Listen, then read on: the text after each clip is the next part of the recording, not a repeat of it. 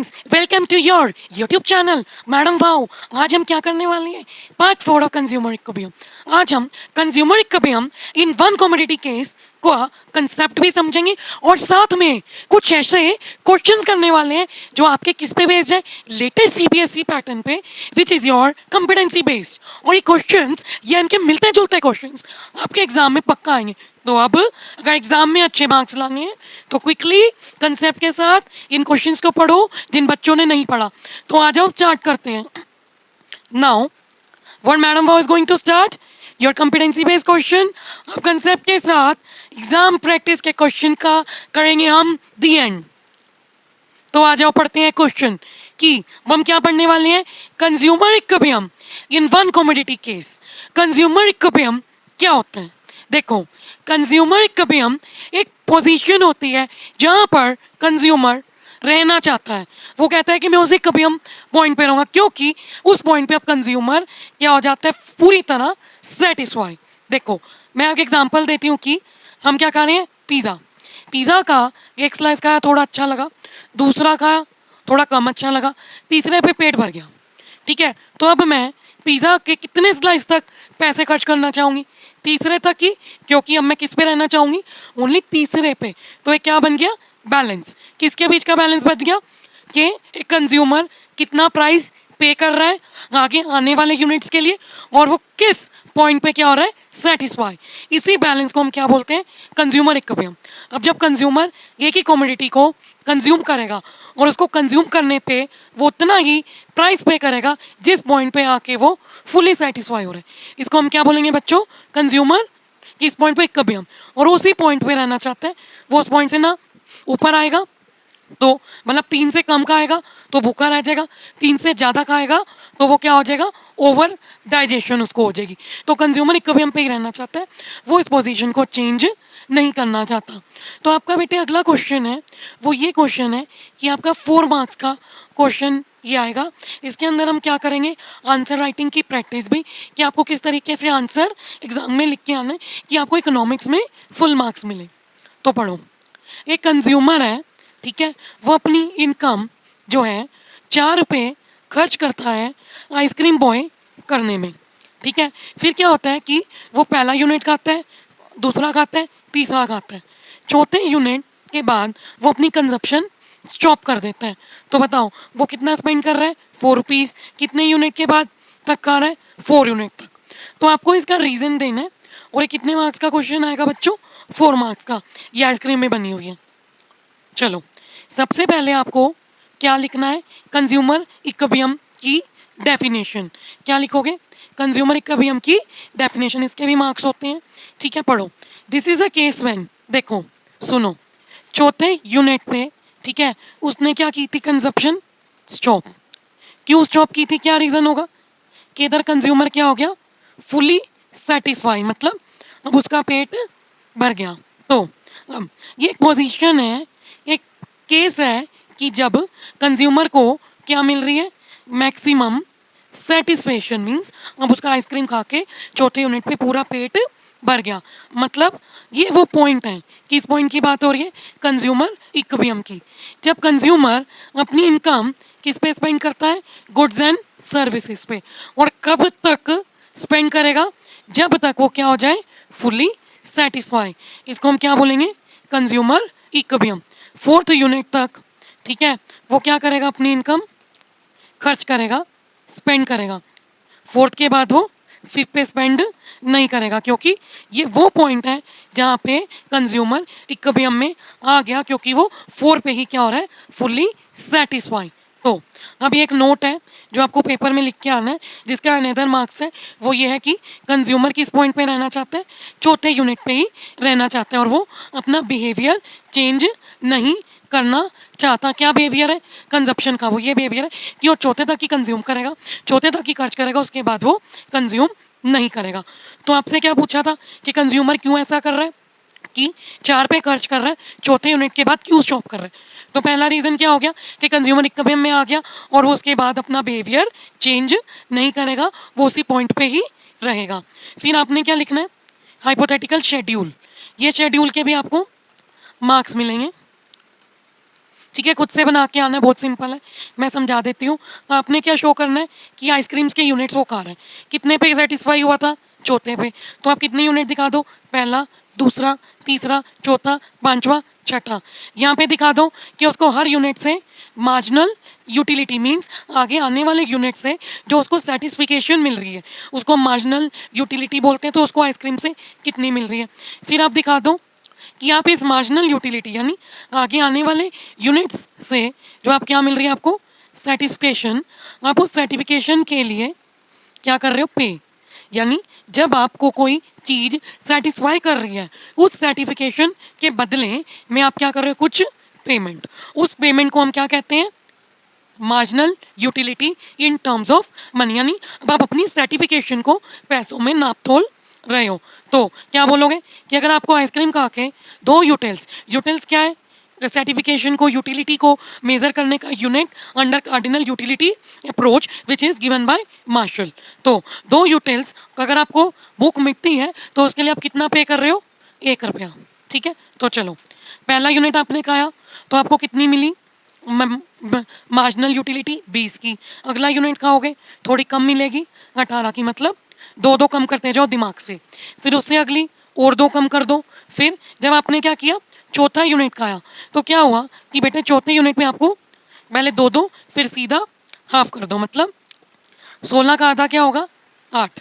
ठीक है, फिर अगर आप इस चौथे के बाद, चौथा क्या था हमारे क्वेश्चन पे, सर्टिफिकेशन पॉइंट, अगर आप इसके बाद खाओगे तो आपको क्या मिलेगी, 0। मतलब आपका पेट भर जाएगा, आपसे खाया नहीं जाएगा, आप सेटिस्फाई नहीं होगे। और अगर इसके बाद भी खा लोगे तो वॉमिट हो जाएगी, जिसके कारण आपकी एमयू माइनस में चलेगी। तो देखो जो आपने यहाँ पे बेटे क्या निकाला था, 20 लिखा था। ठीक है, कितनी आपको मिल रही है, 2 यूटिल्स की। तो पेमेंट कैसे निकालोगे, जितनी आपकी सर्टिफिकेशन है और जो आपकी सर्टिफिकेशन है उसको डिवाइड कर दो, क्या आ जाएगा, कितना आप पे कर रहे हो।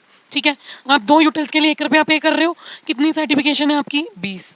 ठीक है, ये 20 यूनिट खा के अगर आप 1 रुपया पे कर रहे हो तो आपको उस 1 रुपये के लिए कितना देना पड़ रहा है, कितनी आपको सर्टिफिकेशन मिल रही है, 2 यूटिल्स की। तो 20 को 2 से डिवाइड करो, 10। मतलब आप पहले यूनिट के लिए कितना पे कर रहे हो, 10। फिर अगला सर्टिफिकेशन कितनी मिली, 18।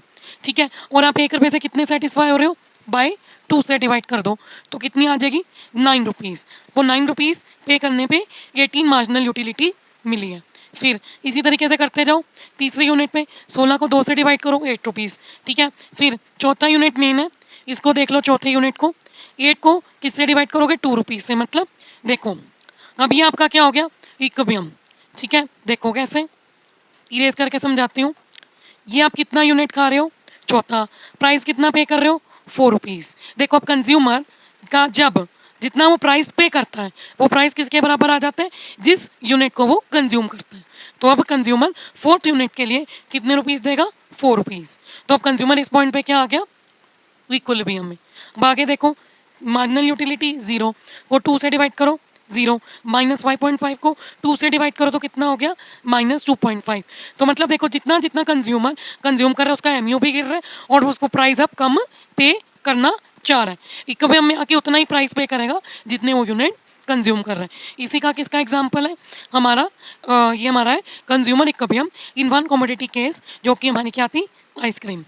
तो अब आगे देख लो, ये कुछ आपको अगर 4 में से 4 लाने हैं तो ये भी लिखना पड़ेगा। तो आपने पहले क्या बताया कि कंज्यूमर इक्विलिब्रियम क्या होता है, कंज्यूमर इक्विलिब्रियम पॉइंट पे रहना चाहता है। फिर आपने क्या बना दिया, फिर आपने हाइपोथेटिकल शेड्यूल से एक्सप्लेन कर दिया कि कंज्यूमर 4 रुपीज़ ही खर्च कर रहा है और चौथे यूनिट के बाद क्यों स्टॉप हो रहा है। ये 2 चीज़ें एक्सप्लेन करने के क्या मिल गया आपको, मार्क्स। फिर आप एक्सप्लेन कर दो कि कंज्यूमर किस केस की बात हो रही है, सिंगल कमोडिटी की। तो कंज्यूमर इक्विलिब्रियम में कब आएगा, ये क्या है, condition of consumer equilibrium in one commodity case.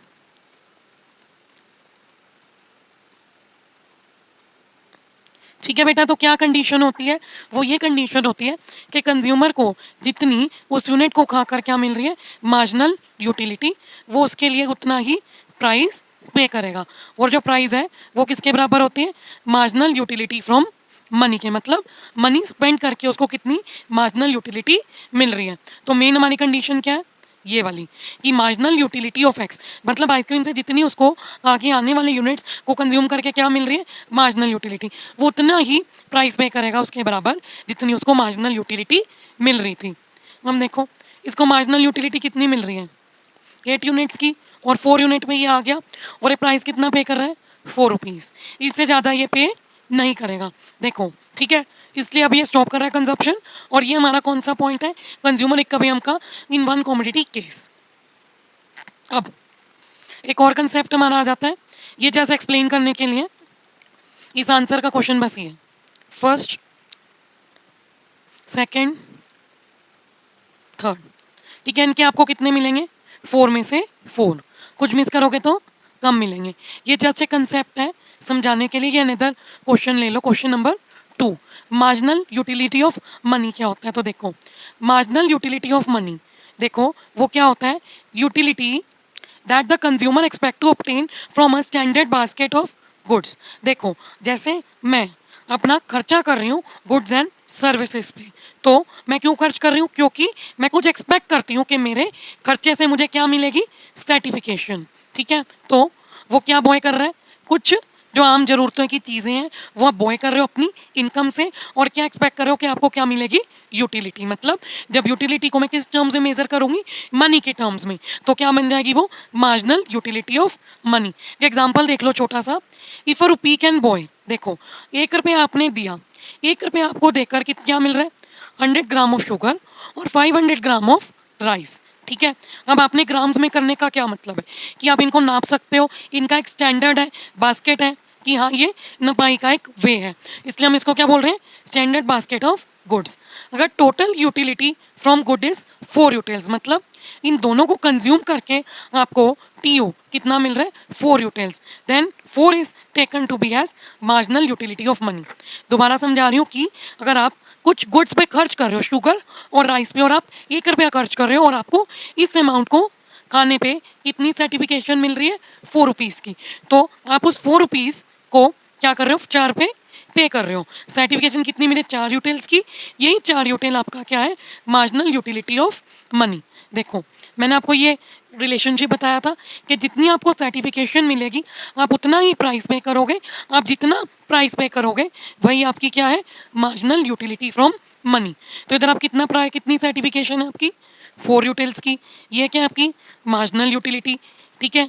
तो आपको किसके बराबर है आपकी एम यू एम के, यानी जो यूटिलिटी आपको मिलेगी वही किसके बराबर होगी एम यू एम के। तो जो आपको क्या मिल रही है यूटिलिटी वो किसके बराबर होगी एम यू एम के, ठीक है। और ये टी यू भी हो सकता है, दोनों पॉसिबिलिटीज़ हैं। अब अगर हम नेक्स्ट की बात करें तो ये डायग्राम देखो सुनना ट्विस्ट है कि तो कंसेप्ट बताया मैंने आपको। ये देखो जिन बच्चों ने इतना आंसर लिखा उनको कितने मार्क्स मिलेंगे 3, ठीक है। कितने मिलेंगे 3, क्यों, क्योंकि इसके अंदर अब क्या मिसिंग है डायग्राम। इकोनॉमिक्स के पेपर में आपको किस तरीके से आंसर राइटिंग करनी है, सबसे पहले जड़ पकड़ो डिफाइन करो, फिर शेड्यूल के मार्क्स होते हैं, और फिर जो कंडीशन लग रही है क्वेश्चन के हाइपोथेटिकल रीजनिंग वाले में वो लिखो कि हमारी ये कंडीशन थी और उसको हमने एक्सप्लेन कर दिया। फिर आपने क्या बना के आना है डायग्राम। अगर आप डायग्राम ड्रॉ करोगे अब आपको फुल मार्क्स मिलेंगे। तो डायग्राम इजी है, मुश्किल नहीं है, समझो। ये हमारी इधर आपको बना के दिखाती हूँ, ये हमारी एक्स एक्सिस है, ये हमारा वाई एक्सिस है। एक्स एक्सिस में मैं क्या लूँगी क्वांटिटी ऑफ एक्स, ठीक है, और वाई एक्सिस में मैं क्या लूँगी जितना मैं एक्स के लिए क्या पे करूँगी प्राइस ऑफ एक्स, ठीक है। तो अब देखो अब हमारा सिंगल कॉमोडिटी पे प्राइस क्या रहेगा कांस्टेंट पी ऑफ एक्स, जो किसके पैरेलल होगी एक्स एक्सिस के, ठीक है। और उसके बाद मेरी जो मार्जिनल यूटिलिटी है वो ऊपर से पहले कम होती है, फिर प्राइस को टच करती है और नीचे की तरफ वो चली जाती है, ठीक है बेटा। अब समझो मेरी बात, जिस इस पॉइंट पे क्या हुआ मेरा जो एम यू एक्स था, मतलब ये मेरा कौन सा है देखो एम यू ऑफ एक्स, मतलब ये मेरा किसका ग्राफ है मार्जिनल यूटिलिटी फ्रॉम एक्स का, ठीक है। अब इस पॉइंट पे क्या हुआ कि मेरा एम यू एक्स किसके बराबर हो गया जितना मैं क्या पे कर रही हूँ प्राइस, तो ये M U X is equal to price. इस पॉइंट को हम क्या बोलेंगे कंज्यूमर्स इक्विलिब्रियम, और हम कंज्यूमर क्या कंज्यूम कर रहे हैं ओनली वन कॉमोडिटी, तो ये हमारा क्या केस है कंज्यूमर इक्विलिब्रियम का अंडर वन कॉमोडिटी केस। इसको इससे समझ लो, ठीक है, मैंने एक्सप्लेन कर दिया। स्ट्रेट लाइन होगी, इस तरीके से होगा, जिस पॉइंट पे मीट करेगा वो उस पॉइंट पे क्या हुआ कि जो मुझे क्या मिले मार्जिनल यूटिलिटी वो किसके बराबर होगी, प्राइस जितना मैं पे करूँगी। तो ध्यान से समझना इस चीज़ों को, कोई कंफ्यूजन नहीं होनी चाहिए।